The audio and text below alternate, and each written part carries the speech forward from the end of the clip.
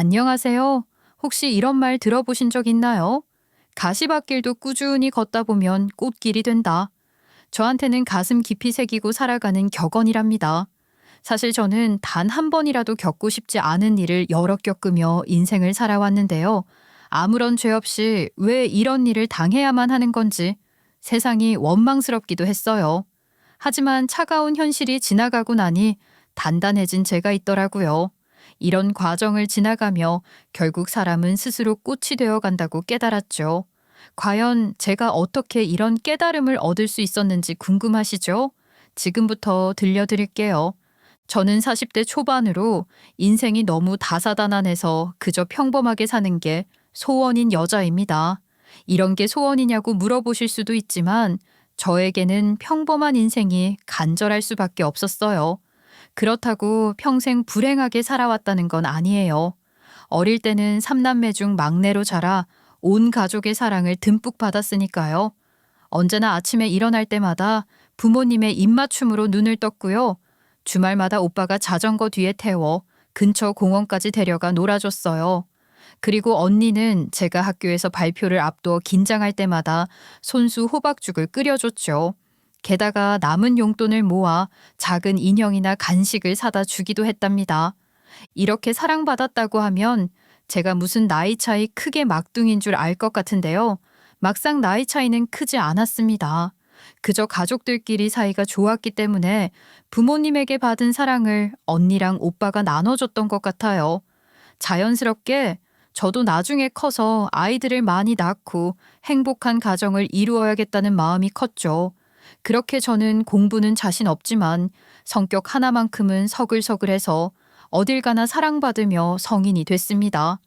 그리고 저는 머리가 잘 안 돌아갔던 만큼 대학을 포기하고 헤어 디자이너로 취직했어요. 사실 오빠는 대기업에 들어가고 언니는 변호사가 되면서 저는 3남매 중에 가장 안 풀린 처지가 됐습니다.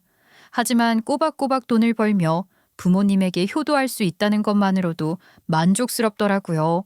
애초에 가족들 중에서 제가 못나다고 나무라는 사람 하나 없었거든요.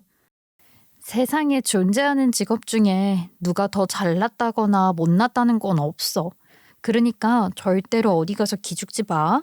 그냥 너는 우리보다 손재주가 좋아서 적성을 찾아갔을 뿐이야. 괜히 우리 때문에 시무룩할 필요 없어.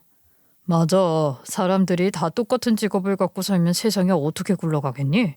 남들이 뭐라고 하든 신경 쓰지 말고 자기 할 일에 집중해서 열심히 살아가면 돼. 엄마랑 아빠도 네가 열심히 샵에 다니는 거 자랑스러워 하시잖아. 그렇게 저는 저의 일상에 만족스러워하면서 사랑하는 연인과 교제하며 행복하게 살았습니다. 얼마나 다정한 남자였는지 단 하루라도 빼놓지 않고 저의 퇴근을 기다려주더라고요. 처음에는 가벼운 마음으로 만난 거였지만 시간이 지나면서 더욱 사랑이 깊어졌던 것 같아요. 아무래도 이 남자랑 같이 살아가면 크게 걱정할 일이 없을 거라고 생각했죠.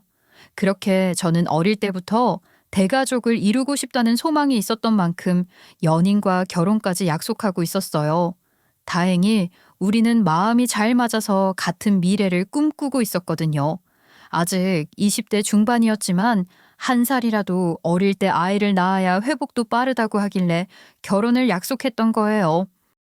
우리 어머니 말씀 들어보니까 임신하고 출산하고 육아 다 쉽지 않다고 하던데 당신 고생시킬 걸 생각하면 벌써 마음이 아픈 것 같아. 혹시나 언제라도 마음이 바뀌면 꼭 말해줘. 아무리 내가 갖고 싶은 가정이 있더라도 당신보다 소중하지는 않으니까. 벌써 그렇게 약한 소리 하면 어떡해. 원래 달콤한 열매일수록 갖기 어려운 법이잖아. 당신 닮은 귀여운 아이들 얻으려면 고생 좀 해야지 뭐. 당연히 힘들기는 하겠지만 후회하지 않을 선택일 거라 믿어. 이때까지는 제 인생이 그저 행복하게 굴러갈 거라고 확신하고 있었던 것 같아요. 그야말로 젊은 나이라서 가질 수 있었던 생각이었죠. 하지만 방심하지 말라는 듯이 제 인생에 갑작스러운 날벼락이 떨어지고 말았습니다. 바로 아빠가 건강검진에서 의료사고를 당해 식물인간 상태가 되셨거든요. 심지어 아빠는 원래 건강검진 받을 생각이 추호도 없으셨어요. 그저 제가 효도하겠다며 패키지를 끊어드린 거였죠. 이 순간이 제 인생에서 가장 후회하는 순간인 것 같습니다. 사연을 쓰는 지금도 가슴을 치게 되거든요. 괜히 제 잘못으로 아빠가 큰일을 당하신 것 같은 죄책감에 얼마나 고통스러웠는지 모르겠어요. 그나마 남은 가족들이 제 탓이 아니라며 위로해줬지만 아무래도 가만히 있을 수만은 없었습니다. 다연아, 네 아빠도 널 원망하고 있지는 않을 거야.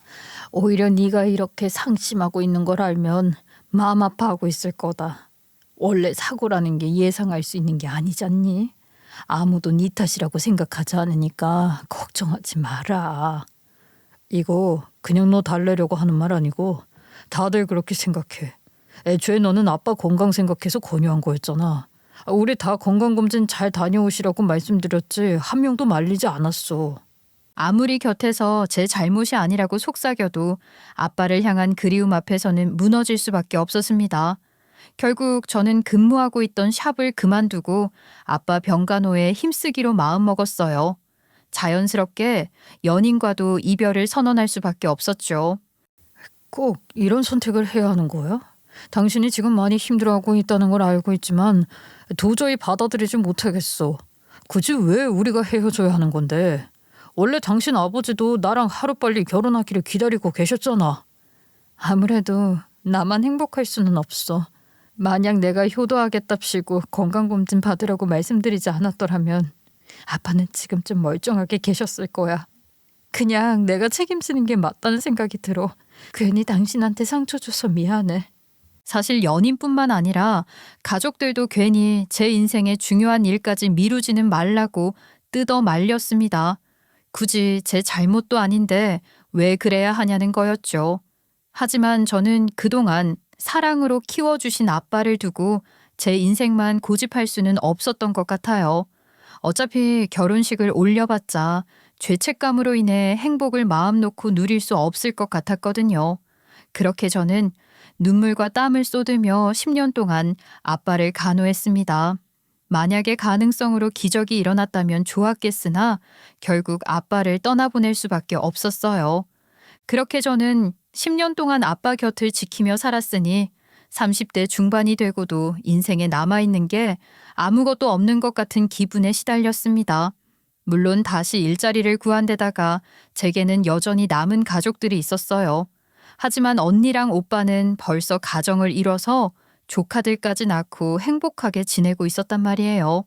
애초에 저야말로 그런 화목한 가정을 이루고 싶어 했으니 빈자리가 크게 느껴질 수밖에 없었죠. 그래서 저는 용기를 내 결혼을 위해 몇 번씩 맞선 자리에 나갔습니다. 하지만 저는 슬프게도 고졸인데다가 모아놓은 돈도 많이 없다는 이유로 꾸준히 애프터를 거절당했어요.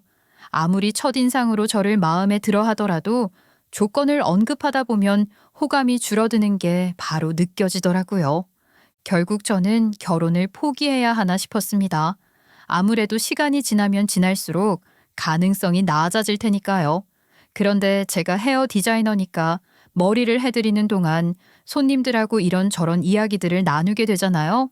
어떤 손님하고 아무 생각 없이 스몰톡을 나누다가 사실 저는 어릴 때 아이를 많이 낳아 화목한 가정을 꾸리고 싶었다는 이야기를 하게 됐어요. 그런데 그 손님이 눈을 동그랗게 뜨며 반가워 하시더라고요. 그걸 이제야 말하면 어떡하냐고 아무래도 본인 아들이랑 잘해보면 너무 좋을 것 같다고 하면서요. 굳이 멀리서 신랑감 찾을 필요 없지 않냐고요. 팔이 안으로 굽어서 하는 말이 아니고 본인 아들 진짜 괜찮다고 한번 만나보라고 했어요. 솔직히 저 듣기 좋으라고 건네주시는 빈말인 줄 알고 넘기려 했습니다. 그런데 완전 속전속결로 본인 아들한테 데리러 오라고 하셨더라고요. 당연히 저는 당황스럽기도 하고 쑥스럽기도 했는데요. 꼭 예전 첫사랑을 만난 것처럼 입꼬리를 시원하게 올려 웃는 얼굴이 마음에 들더라고요. 게다가 운이 좋게도 상대방 역시 저를 마음에 들어하는 것 같았습니다. 꼭 본인 어머니가 등 떠밀어서 억지로 관심 있는 척하는 게 아니라 진심으로 저에 대해 궁금해 하더라고요. 저 혹시 괜찮으시다면 이따가 퇴근하시는 길에 같이 저녁 드실래요? 처음 본 사람이 이런 제안하면 당황스러우시겠지만 굳이 미루고 싶지 않아서 꼭 약속 잡고 싶네요. 뭐 제가 아무한테나 이러지는 않아요. 그렇게 저는 얼떨결에 남자친구가 생겼습니다. 실제로 저녁을 함께 먹으면서 시간을 보내보니까 더욱 마음에 들었거든요. 다시는 누군가의 호의를 받기 어려울 거라고 체념하고 있었는데 다시 심장이 뛰는 것 같았죠. 이미 저랑 남자친구는 나이가 좀 있었던 데다가 애초에 예비 시어머니의 소개로 만났던 터라 서로 어느 정도 알아가면서 결혼도 자연스럽게 생각하게 됐습니다. 다행히 부딪히는 부분도 딱히 없는 것 같았고요. 서로 원하는 가정의 느낌도 비슷해서 잘 살 수 있을 것 같았어요.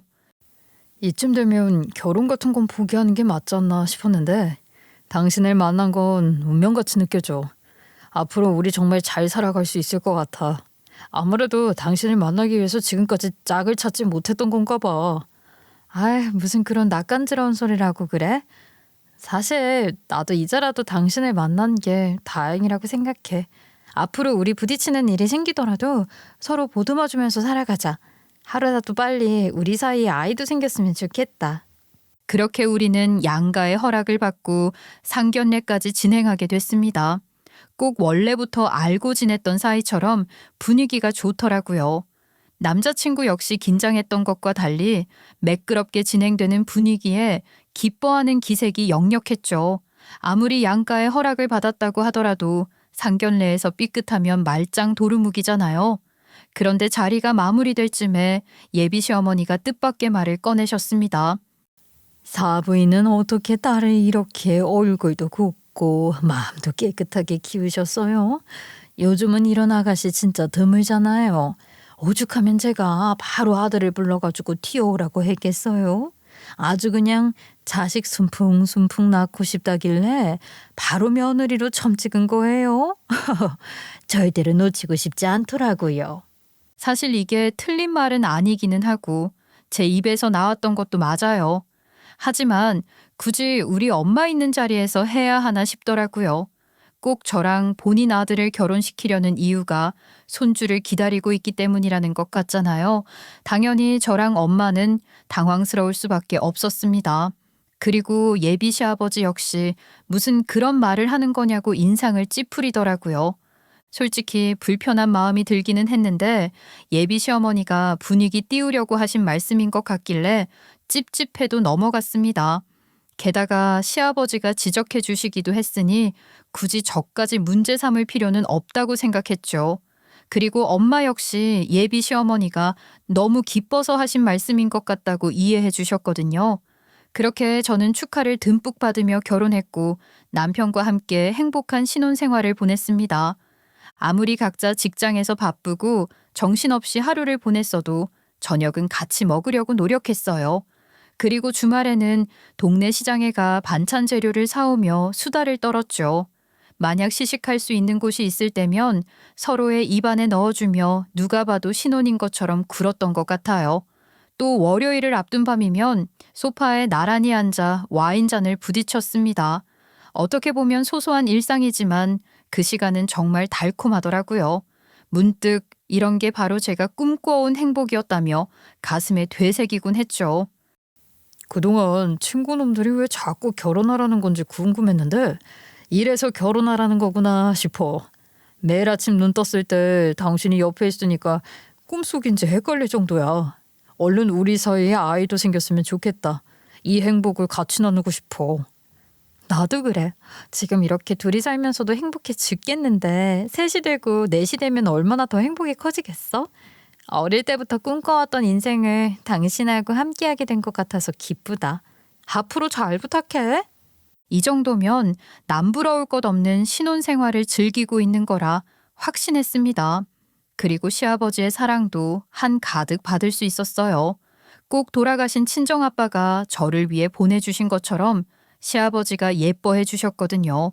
그냥 안부 전화를 나누다가 스쳐 지나가는 말로 피곤하다고 하면 손수 골라오신 허브차를 문고리에 걸어두고 가셨어요.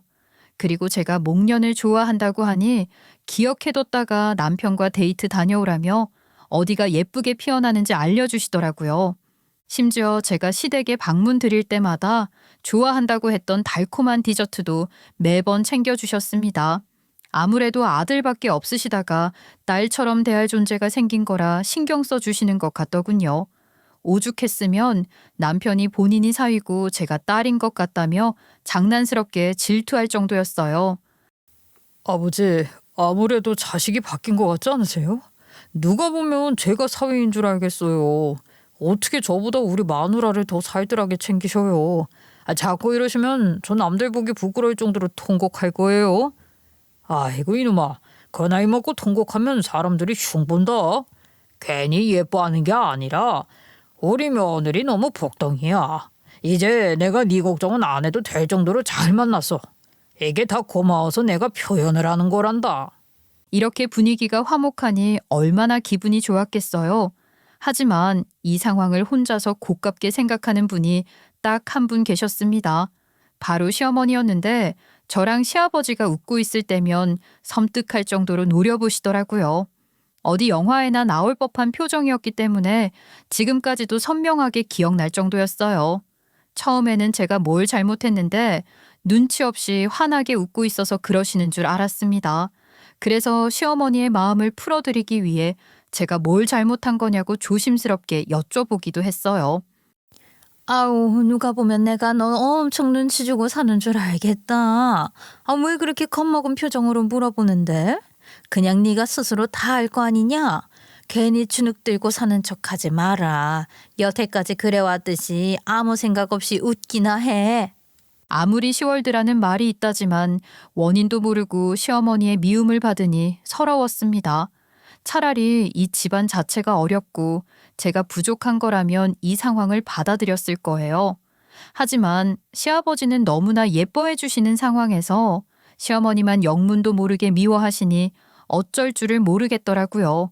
그런데 시어머니가 저를 눈엣 가시처럼 여기는 원인은 생각지도 못한 곳에 있었습니다. 알고 보니 시어머니는 저랑 시아버지 사이를 이상하게 의심하고 계셨던 거예요. 여태까지 시아버지의 며느리 사랑을 오해하고 질투하셨던 거죠. 심지어 제가 순풍순풍 아이를 낳고 싶다고 했음에도 임신이 쉽게 이루어지지 않고 있는 상황이었거든요.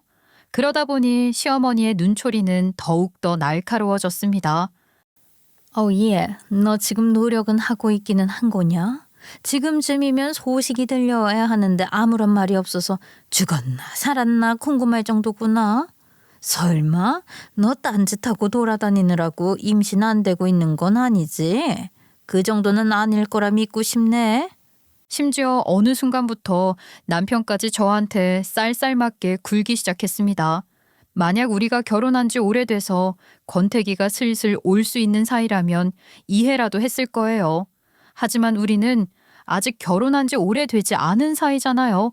분명 서로 아무리 싸워도 각방만은 쓰지 말자고 약속했는데요. 남편은 재미있는 드라마를 보겠다는 핑계를 대며 소파에서 잠들기 일쑤였어요. 결국 제가 허전하다고 눈치를 줘야 방으로 들어오더군요. 심지어 저랑 저녁 먹기 위해 야근을 최대한 피하던 사람이었는데요. 어느 생화부터 회식까지 다 따라간다면서 만취 상태로 새벽에나 귀가했습니다. 솔직히 제가 이러려고 결혼했나 싶고 마음이 씁쓸했던 것 같아요. 누구나 이런 결혼 생활을 꿈꾸지는 않을 테니까요. 당신 요즘 왜 이러는 거야? 나한테 뭐 마음에 안 드는 게 있으면 그냥 말하면 되는 거잖아. 누가 우리를 신혼부부라고 생각하겠어. 괜히 퉁퉁거리지 말고 뭐가 심술이 난 건지 솔직하게 말해봐. 이러다 화병 나게 생겼다고. 내가 뭘 어쨌다고 그래? 나 때문에 화병이 날 정도면 우리 아버지한테 가서 고자질이라도 하면 되잖아. 그러면 우리 아버지는 무조건 당신 편 들면서 나한테 뭐라고 하시겠지. 괜히 약한 척하지 말라고. 이런 남편의 태도 변화가 너무나 극명하게 느껴져서 서럽고 슬프더라고요. 아무래도 시어머니한테 뭔가 들은 건가 싶었습니다. 솔직히 시아버지가 저를 아무리 예뻐하신다고 해도 며느리 이상으로 보실 리 없지 않나요? 특히나 시어머니랑 남편이 쌀쌀맞게 구니까 그저 안쓰러워 하시는 것 같았거든요. 그런데 이마저도 시어머니 마음에는 들지 않고 열불난 것 같았습니다. 아예 노골적으로 경고하기 시작하더라고요. 괜히 엉뚱한 곳에서 아이 배워보면 가만두지 않을 거라며 아무리 아이가 급하다고 해도 마음대로 돌아다니지 말라고 했어요. 그런 거 다 나중에 들통나기 마련이니까 쓸데없는 짓 하지 말라고요. 그동안 부딪히고 싶지 않은 마음에 최대한 인내하며 지내왔는데요. 하도 어이가 없어서 더 이상 입을 다물고 있지 못하겠더라고요. 어머님, 진심으로 하신 말씀이세요? 아무리 생각해도 이런 말은 상식적이지 않은 것 같은데요? 아무래도 어머님 뭔가 문제가 생기신 것 같아요. 어디 뭐 치매 검사라도 한번 가서 받아보세요. 진심으로 걱정돼서 그래요. 당연히 시어머니는 얼굴이 바짝 굳어져 기분 나빠 보였습니다. 하지만 본인도 할 말, 못할 말 못 가렸다는 건 아는지 더 이상 저를 들쑤시지는 않더라고요. 그렇게 저는 나이가 적은 편도 아니니까 마냥 손 놓고 자연 임신만 기다리고 있을 수는 없었는데요. 다급한 마음에 산부인과를 찾아갔더니 저는 아무런 문제가 없다고 하더군요. 심지어 자궁도 깨끗하고 난소 나이도 괜찮은 편이라고 했습니다. 그래서 저는 남편도 한번 검사 받아보기를 권유했어요. 일단 왜 우리 사이에 아이가 찾아오지 않는 건지 알아야 하잖아요. 하지만 남편은 검사 받기를 격렬하게 거부하더라고요.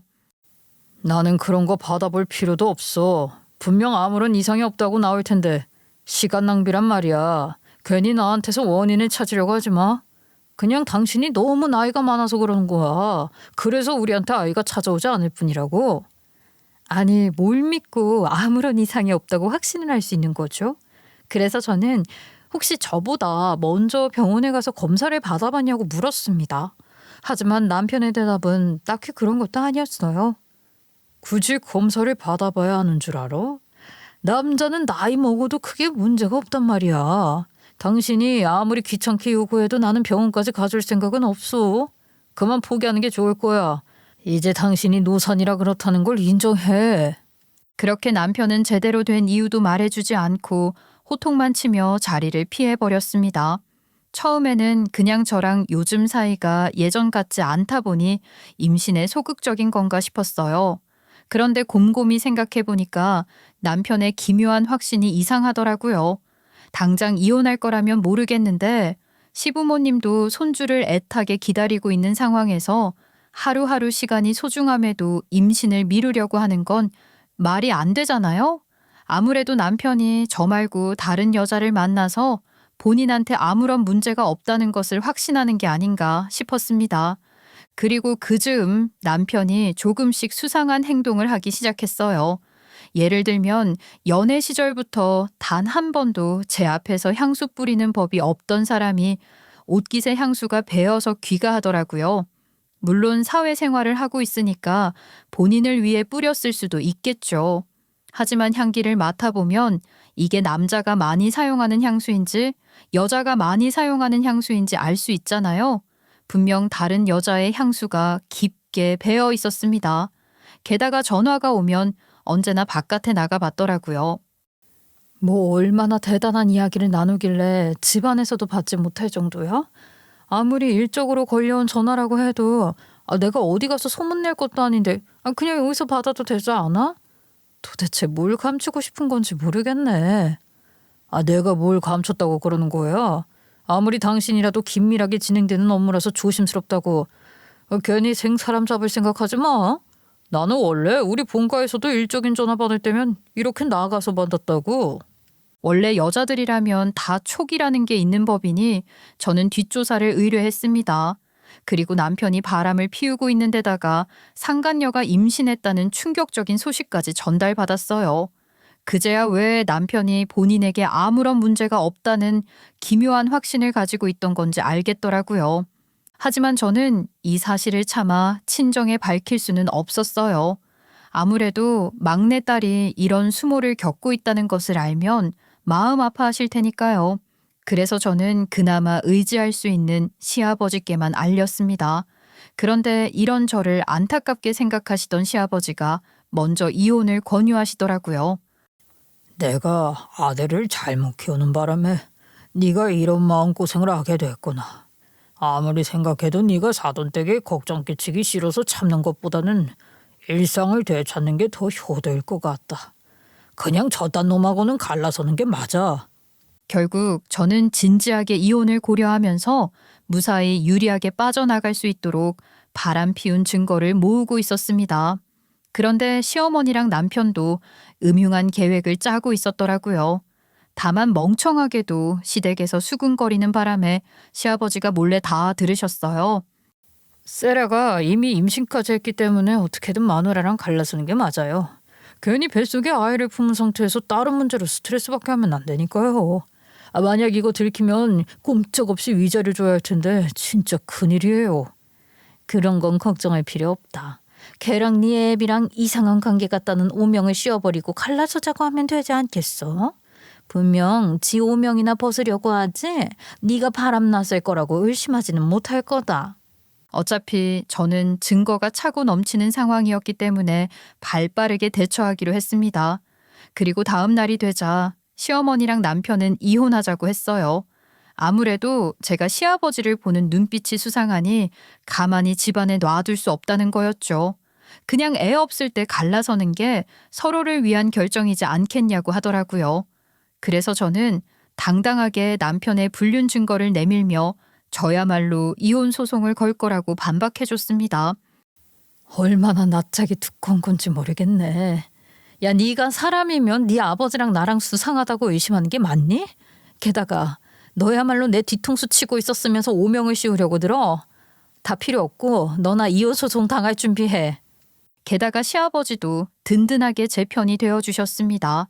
그러자 시어머니랑 남편 새끼는 그동안 저를 시아버지랑 엮어대며 모함할 때는 언제고 이제 와서 어떻게 진짜 가족을 두고 며느리 편을 들 수 있냐며 서러워하더라고요. 그렇게 남편은 불륜 증거까지 나오며 본인이 진퇴양난이라는 것을 알고 본색을 드러냈어요. 그래, 네가 다 알고 있다는데 더 이상 숨기는 게 뭔 의미가 있겠냐? 우리 세라 임신했으니까 이혼하자 그래. 네가 얼마나 받침에 마르면 이렇게까지 소식이 없을 수가 있냐. 세라랑은 만난 지 오래된 것도 아닌데 벌써 축복이 찾아왔잖아. 진짜 어이없게도 남편은 본인이 약점 잡힌 거나 다름없는데도 저를 약 올렸습니다. 그냥 죄다 제가 문제인 것처럼 몰아가더라고요. 심지어 남편은 상간녀한테 제 번호를 넘겨버렸나 봐요. 이 자리를 파하고 나서 집으로 돌아갔는데 상간녀한테 연락이 왔거든요. 이미 제 뱃속에 생명이 자라나고 있는데 뭐 어쩌겠어요. 설마 흘려보내라고 하실 건 아니죠? 얼른 이혼 도장 찍어주세요. 그쪽이 모자란 여자라서 임신 못했을 뿐인데 저랑 그이 탓은 하지 말아주시고요. 아니, 불륜 저지른 주제에 저한테 뭐 이런 요구까지 다 하나요? 아무리 임산부라고 해도 먼저 헛소리를 날리는데 제가 가만히 들어주고 싶지는 않았습니다. 떳떳하지 못하고 더럽게 몸붙이고 다니다가 먼저 애벤 걸 저보고 책임지라는 거예요? 그쪽이나 그 자식이나 한 가정 파탄낸 대가는 치러야 할 거 아니에요. 괜히 제 입에서 더 험한 소리 나오기 전에 그 입 다물어요? 굳이 제가 순순히 이혼 도장을 찍어줄 이유가 없잖아요. 애초에 증거가 차고 넘치는데 굳이 왜 이 잡것들이 행복하게 순순히 놔줍니까?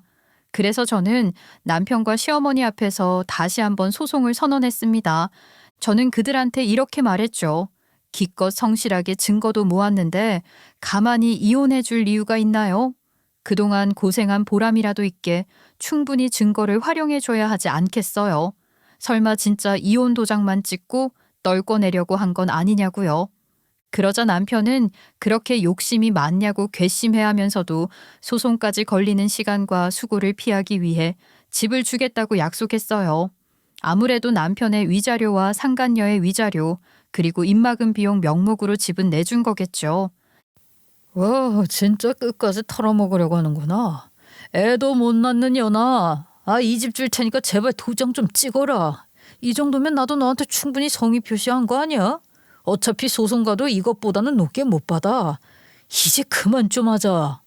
솔직히 과하다고 생각하지는 않았던 게 상간녀의 아이가 불륜으로 태어났다는 사실을 숨기려면 이 정도는 주는 게 맞지 않겠어요?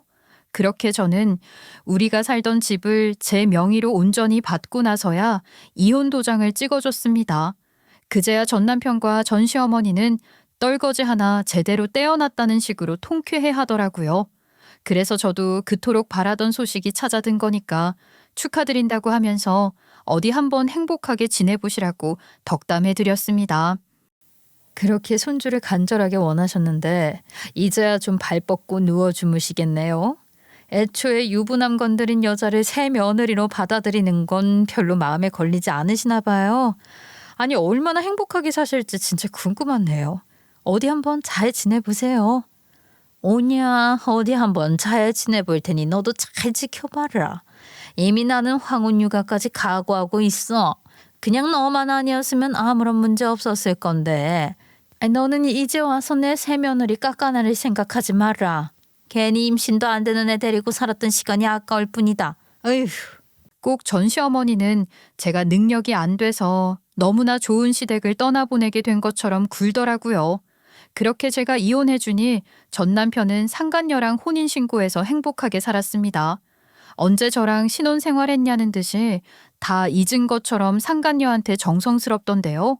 사실 상간녀는 전 남편의 아이를 가졌다는 것 말고는 아무것도 가진 게 없었는데요. 오히려 전 남편이 상간녀한테 빚을 진 것처럼 최선을 다했어요.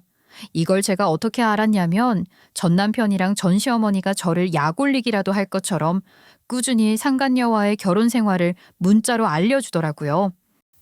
우리 아들이 요즘 얼마나 마음 놓고 행복하게 사는지 너는 아무것도 모를 거다. 이제 와서 후회해봤자 아무 소용없어. 그냥 네가 나이 먹어 임신이 안 됐던 걸 어쩌겠니? 지금이라도 헤어져서 얼마나 다행인지 모른다 얘. 아마도 사연을 들으시는 분들은 왜 진작 차단하지 않았냐고 손가락질 하실 텐데 저에게도 다 이유가 있었답니다. 그래서 저는 전 남편한테 아련한 척하고 행복하기를 응원하는 척하며 매번 답장을 신경 써서 보내줬어요. 그토록 바라던 아이를 기다리면서 당신이 즐겁게 지내는 소식 들었으니까 이제는 축하해주고 싶은 마음뿐이야. 비록 이혼할 때는 서로 상처 주는 말 많이 했지만 진심으로 좋은 아빠가 될 거라고 생각해. 이 연기를 이어나가기 위해 전 시어머니한테도 이혼하고 나서 잘 지내는 척하지 않고 엄청나게 불행해지고 힘들어하는 척 해줬습니다. 이제는 임신이 어려우니 새로운 남자를 기대할 수 없고 혼자 지내며 외로워하는 것처럼 굴었죠. 그러자 전 남편이나 전 시어머니나 둘 다 우쭐해져서 저를 동정하는 것처럼 굴더라고요. 그래서 저는 전 남편에게 축하해주고 싶다는 식으로 상간녀가 언제 출산하는지 물었습니다. 당연히 전 남편은 그런 걸 왜 궁금해하냐며 당황하더군요. 당신도 10달 동안 와이프 챙기느라 고생 많았을 텐데 보통 출산 날에는 산모만 축하받잖아. 그래도 당신하고 좋게 살았던 세월도 있는데 나 진심으로 축하해주고 싶어서 그래. 이제 아빠로서 한 발자국 나서는 거잖아. 우와, 그런 것까지 생각해주는 거야? 당신 웬걸 진짜 감동인데. 사실 나도 하나부터 열까지 다 들어주느라 힘들긴 했어. 오죽하면 내가 살이 다 빠졌을 정도라니까. 설마 아빠가 될 준비하는 게 이렇게까지 피마르는 일일 줄 몰랐지. 그렇게 저는 상간녀의 출산날에 병원을 찾아갔습니다. 그리고 전 남편을 불러내니까 전 시어머니까지 달라붙어 나왔더라고요. 혹시나 제가 전 남편을 상대로 해코지할까 봐 걱정한 것 같았어요. 이 와중에 전 남편은 괜히 저를 두둔하며 그럴 리 없다는 식이었죠. 하지만 그런 분위기도 오래 가지는 못했습니다. 왜냐하면 제가 남자 여럿을 소개시켜줬거든요. 바로 상간녀가 임신한 아이의 아버지 후보였어요. 사실은 전 남편이 무정자일 가능성이 상당히 높았습니다. 그동안 결혼 생활하면서 제가 계속 임신이 안 되니까 전 시아버지가 걱정하며 귀띔해 주신 적 있었어요. 예전에 전 남편이 유치원생이었을 때 축구를 하다가 공이 그곳에 부딪히며 심하게 다친 적 있었다고 하더라고요. 그때 비뇨기과에 데려갔을 때 의사가 아직 어리지만 남자 구실 못할 수도 있다는 경고를 했다는 거였죠. 일부러 전 시어머니가 걱정할까 봐 이런 자세한 이야기까지는 안 했고요. 전 시아버지 본인도 그 당시 전 남편이 어렸으니 크면 달라질 거라 믿었다고 해요. 하지만 꾸준히 임신이 안 되는 모습을 보며 걱정하신 거죠. 전 시아버지는 제가 마음고생하는 것 같아서 미안하다고 하셨어요. 아무래도 본인 아들놈한테 문제가 있는 것 같다고요. 지금 이렇게 저를 잡고 있을 게 아니라 아들놈부터 병원에 데려가 검사를 받게 해야 된다고요. 괜히 자책하지 말고 있으라고 하셨죠. 이 때문에 제가 전 남편한테 혹시나 그걸로 문제 있을까봐 검사를 권유했던 건데요. 전 남편은 기묘한 확신을 가지고 거부한 거였어요. 그렇게 저도 심증만 있던 상황에서 전 남편이랑 상간녀의 뒷조사 결과를 보고받으며 상간녀가 클럽 다니면서 원나잇 하는 것도 몇 번 보게 됐습니다. 뭔가 상간녀가 임신한 아이가 전 남편 핏줄이 아닐 확률이 높아 보였죠. 그래서 전 시아버지는 어차피 전 남편이 바람까지 피우고 있으니 이혼하는 게 좋겠다고 권유하신 거였어요. 내가 봤을 때 이놈 씨 없는 수박인 게 틀림없다. 이런 놈 끌어안고 있어봤자 너만 손해야. 지 마누라 두고 바깥으로 나돌아다니는 건 그건 평생 못 고쳐. 그냥 네 인생 찾아서 떠나는 게 맞아. 괜히 남의 집 귀한 딸 고생시켜서 내가 더 미안하다. 그렇게 제가 전 남편의 무정자증 가능성을 밝히며 상간녀의 남자들을 통해 클럽 다니고 모텔 다닌 것까지 증거를 보여줬더니 전 시어머니는 완전히 뒤집어졌습니다. 아예 귀신이라도 본 것처럼 비명을 지르는 바람에 주변에 지나가던 사람들이 다 뭐냐고 쳐다볼 정도였어요. 그리고 전 남편은 본인조차 몰랐던 가능성을 알게 되며 얼굴에 핏기가 사라졌죠.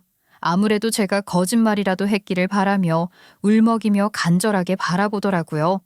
하지만 저는 굳이 이런 거짓말을 늘어놓고 있을 이유가 없잖아요. 애초에 전 시아버지 입에서 나온 말이기도 하니까요. 그래서 저는 전 남편의 애절한 눈빛을 싸늘하게 외면했습니다. 결국 전 남편은 당장 무정자증 검사를 받으러 갔는데요. 아니나 다를까 예상한 결과가 나오고 말았어요. 그런데 상간녀는 보통 여자가 아닌지 오히려 뻔뻔하게 나왔다고 하더라고요. 이왕 이렇게 된 거 저랑 이랑 사랑하는 사이니까 그냥 인정해 주시면 안 되나요? 아니, 물론 제가 문란하게 살았기는 하지만 마음 하나만은 진짜예요. 어차피 손주 없을 운명이셨는데 행운이 찾아온 거라 생각하시면 되잖아요. 심지어 전 남편은 자존심도 없는지 이런 상간녀를 받아들였다고 했습니다. 어차피 제가 씨 없는 수박인 거면 핏줄 이어나가는 것도 무리예요. 그냥 사랑하는 여자라도 데리고 사는 게 훨씬 나을 것 같다고요. 아이 뭐 저라고 잘난 거 하나 없으니까요. 이렇게라도 아빠로서 인생을 살아볼게요. 아이고 그게 무슨 소리냐. 네 핏줄도 아닌 애를 왜 데리고 살아. 이 년은 어디서 굴러먹다 온 년인지 가늠도 안 될 정도인데 누구 핏줄인지도 모를 애를 네 애로 삼을 수 있다고? 나는 그 꼴은 절대로 못 본다. 결국 전 시어머니는 분을 이기지 못해 몇 번이나 쓰러졌다고 전 시아버지를 통해 전해 들었습니다. 그렇게 전 시어머니는 이제 와서 저에 대한 생각이 많이 바뀌었나 봐요. 글쎄 제 앞에 상간녀를 데리고 와서 사과하라고 시키더라고요. 심지어 억지로 무릎까지 꿇게 만들면서 윽박질렀어요. 야 이년아, 너 때문에 애꿎은 가정 하나가 파탄이 난 거잖아. 너만 아니었어도 우리 아들은 이해해주는 마누라랑 마음 편하게 살고 있었을지도 모른다고. 너 당장 사과해. 네 애를 위해서라도 깔끔하게 용서를 구하는 게 맞아. 만약 여기서 상간녀가 눈물을 흘리며 사과하는 여자였다면 애초에 여태까지 불륜을 저지르지도 않았을 거고 문란하게 살지도 않았겠죠. 아니나 다를까 상간녀는 빽빽거리며 사과하지 않고 버텼습니다. 아니, 왜 또 사과를 하라는 건데요? 그이가 지까지 내줬으면 충분히 잘못을 인정한 거 아닌가요?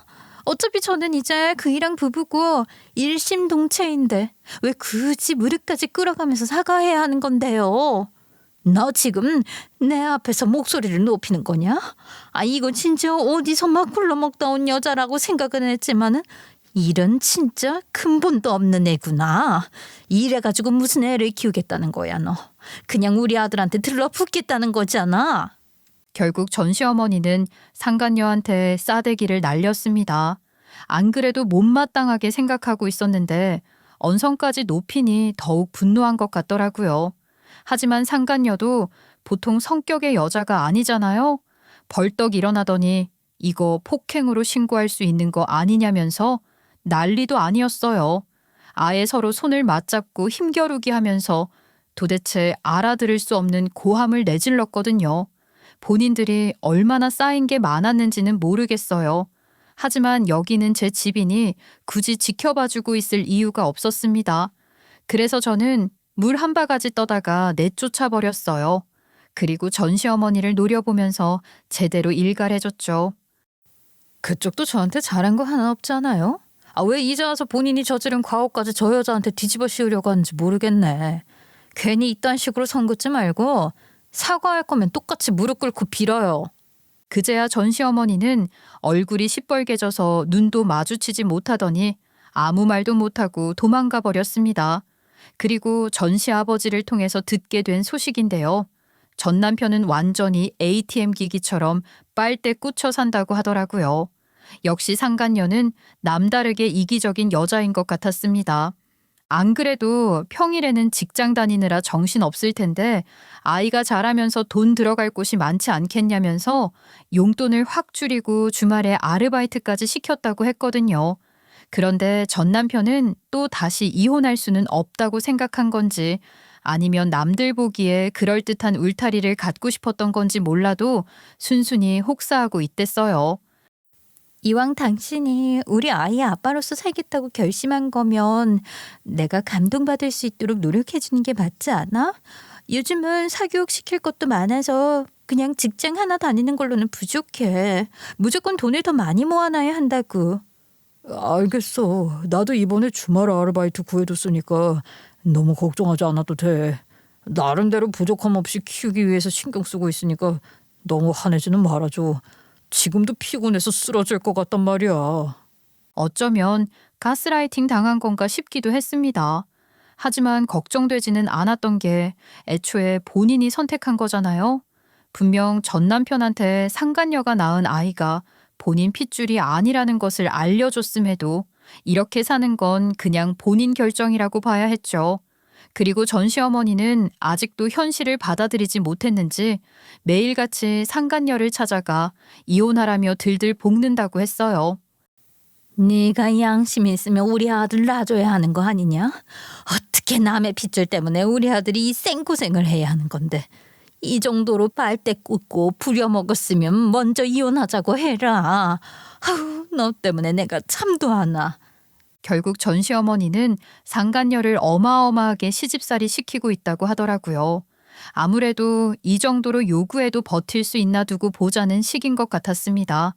무조건 방문할 때마다 12첩 반상을 내오라면서 간이 맞지 않다거나 건강해 보이지 않는다는 핑계를 대며 엎어버렸다고 했어요.